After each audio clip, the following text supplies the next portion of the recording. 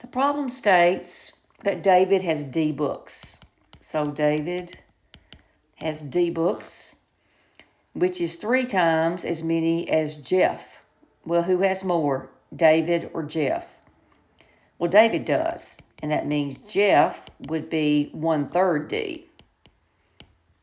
And our last person is Paula, which is 3 times as many as Jeff and 1/2 as many as Paula. So who has more, Paula or David? Paula does.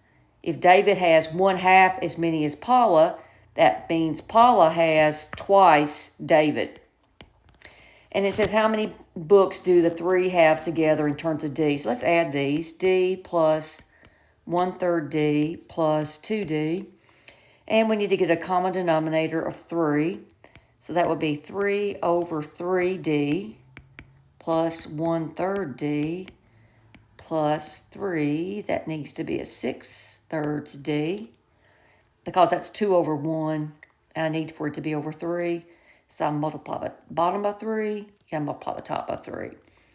So now I have a common denominator of 3. Add your numerators. You get 10. So 10/3 D is your answer.